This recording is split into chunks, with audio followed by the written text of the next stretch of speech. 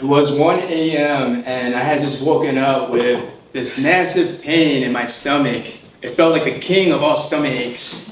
The pain was excruciating. I decided to take a painkiller and get some rest because in about 6 hours, I would be on a flight to go to Peru where I would get to hike to the ancient civilization of Machu Picchu. And I lay there for about 30 minutes and I couldn't sleep. The pain got worse. It felt like I was getting stabbed 1,000 times with a knife. And I couldn't take it anymore. And when the pain got unbearable, I decided to call the ambulance. I could hear the ambulance sirens just a block away from my house. And as they got closer, I decided to go downstairs. Now, I lived on the second floor of my house, and I loved living on the second floor, but not today. Walking down was dreadful.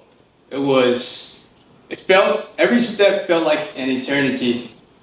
I used every last bit of my willpower to make it downstairs. And finally, I made it to the front door, and I was so relieved to see the ambulance and the EMTs. They placed me on the stretcher, rolled me into the ambulance, and put me in the back of the ambulance, and we were on our way. At the hospital, I felt like a VIP. They rushed me to the front of the line. I said, they never do that. Try to be positive. Doctors performed a bunch of tests, took my blood pressure, and did an x-ray, and they finally came back with a diagnosis. Do you want the good news or do you want the bad news, the doctor said. I said, just give me the bad news. Well, the bad news is that you have a perforated ulcer. The stomach acid is burning through your stomach lining, and you need to get surgery right now.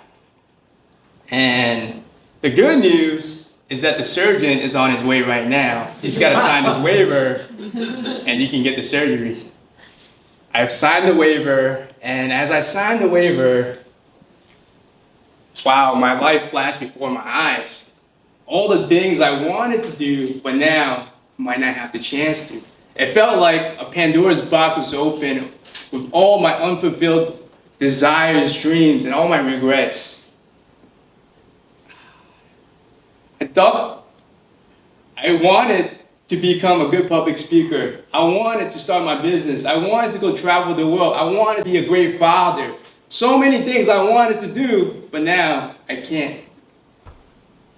I started to blame my 60-hour corporate job with all the stress. Started to blame my parents for always telling me what to do. Started to blame my friends for not giving me enough time.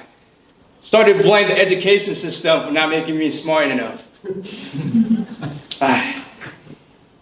But then it hit me. I was the one to blame. It's my fault.